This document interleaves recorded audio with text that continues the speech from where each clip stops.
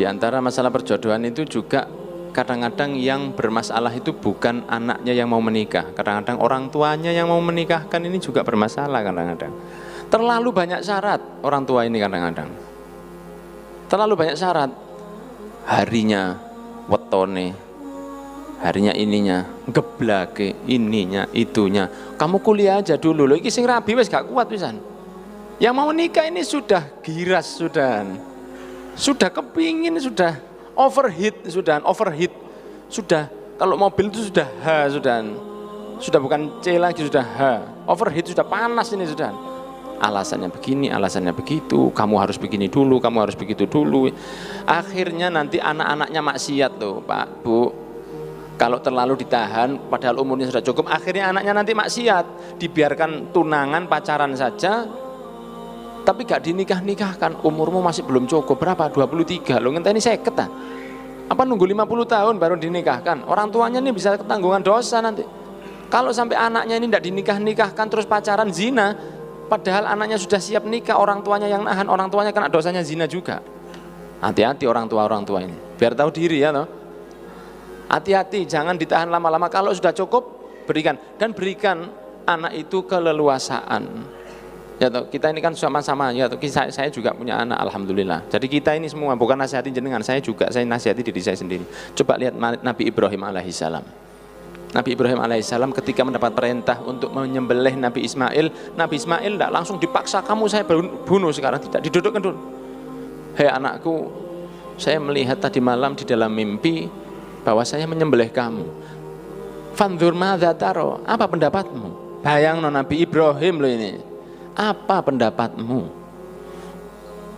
Jawab Nabi Ismail, qala ya abati fa'al ma tu'mar satajiduni insyaallah minas sabirin. Hai ayahku, dengan penuh kasih sayang, ya abati, hai ayahku sayang, lakukan apa yang diperintahkan, engkau akan mendapati saya dalam keadaan yang sabar. Melakukan perintah Allah, anaknya mesti ditawari dulu, dijak ngomong dulu. Nah ini juga dalam pernikahan seperti itu. Anaknya ditawari dulu, nak kamu mau sama ini? Mau kamu sama ini? Anu Pak, sebetulnya baik, cuma pesek itu loh Pak. Pesek kan bisa ditarik nanti, suwe-suwe insya Allah kan nanti bisa maju. Anu Pak, saya cocok Pak, misalnya, cocok. Kamu tahu ini akan menjadi kehidupanmu di sisa hidupmu. Kamu mau hidup dengan dia di sisa hidupmu. Yakin kamu sama dia? Insya Allah Pak. Ya wis sholat atau istikharah. Bapak cocok insya Allah. Kamu bagaimana? Jadi jangan pokoknya Bapak cocok. Loh Pak, aku gak cocok Pak. Gak cocok Pak. Cengenges terus Pak. Saya gak cocok sama dia Pak. Wis tala, insya Allah lama-lama cocok. Itu gak boleh itu. Kamu nanti lama-lama cocok itu gak boleh.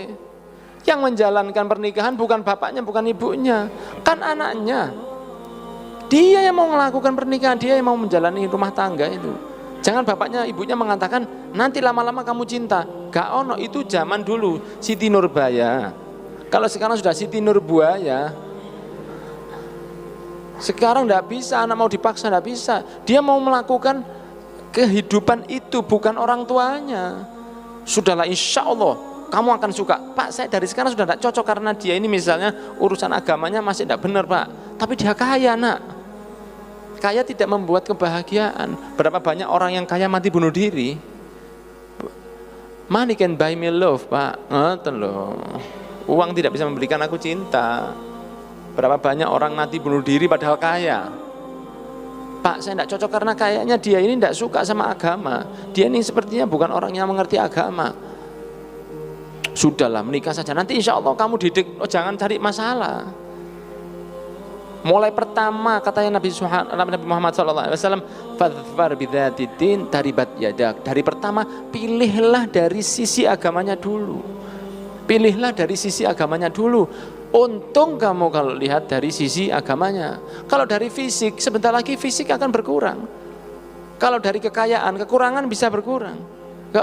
Kekayaan bisa berkurang. Dan kekayaan nggak akan dibawa ke akhirat. Ya toh? Kalau jabatan sebentar lagi habis, ada pensiun. Tapi kalau ibadah kepada Allah ini nggak ada pensiun. Dan orang yang beribadah kepada Allah akan dikumpulkan lagi yaumil qiyamah. Di dunia suaminya kaya, jabatannya tinggi, gantengnya luar biasa seperti binatang film. Tapi gak sholat, gak ibadah, gak puasa. Di akhirat mendapat siksa.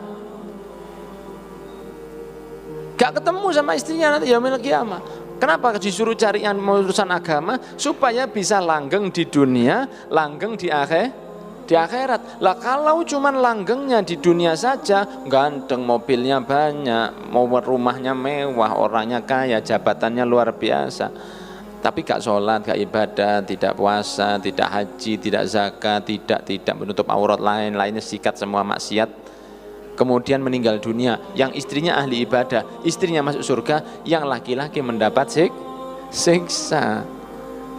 Di akhirat nyesel nanti, loh mana suami saya? Suami Anda sedang disamblek, suami Anda sedang dihajar, suami Anda sedang, orang Malang bilang sedang ditakis, sedang dilukup sekarang ini. Nyesel istrinya, ya Allah kemana suami saya? Suamimu diazab di bawah, gak bisa ketemu kamu karena dulu hidupnya dipakai untuk maksiat, padahal hidupnya cuma 40, 50, 60 tahun. Tapi yaumil qiyamah ini forever and ever, selama-lamanya. Apakah akan ditukar yang 50, 60 tahun dengan yang tidak ada hitungannya? Akhirat itu kan kalau di matematika itu yang begini, endless, tidak ada akhirnya. Sehingga kalau dalam pernikahan Rasulullah menganjurkan pilihlah yang baik dalam urusan agamanya. Jadi orang tuanya jangan terlalu menahan. Kalau sudah baik, anaknya sudah siap, modelnya anak wis kuda berpanjak, kuda perwira wisanan, wis kudu rabi ae sudah. Bapaknya melihat kok, saya melihat gejala-gejala yang kurang tepat ini sudah. Ini sudah waktunya dinikahkan ini. Siap, calonnya baik. Masalahnya bagaimana, semua lancar, siap semua, besan baik, ahli ibadah, wajah pas-pasan, tapi ya lumayan lah, pokoknya urip, yang penting hidup, tapi dia ibadahnya baik, ya harus dinikahkan. Kamu cocok nak? Aduh cocok sekali pak, dia soulmate saya. Akhirnya dinikahkan, sudah jangan terlalu banyak ditahan. Tapi kalau bapaknya masih lihat, sudah nak kamu selesaikan kuliahmu dulu, masih kurang 2 tahun, mati ngenes ini, jomblo ngenes, matinya kaku, dimandikan susah, ini mati ngenes karena mau nikah gak jadi-jadi. Jangan terlalu lama ditahan pak, karena ini sudah besar anak ini. Jangan terlalu cepat-cepatan, jangan terlalu dipaksa, jangan terlalu ditahan. Itu yang dianjurkan oleh Rasulullah SAW. Dan para nabi pun begitu.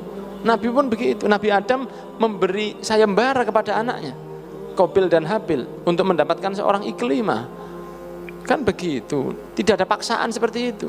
Semoga kita diberi anak-anak yang soleh dan solihah, yang kelak mereka akan dijaga oleh Allah Subhanahu wa ta'ala dalam jodohnya.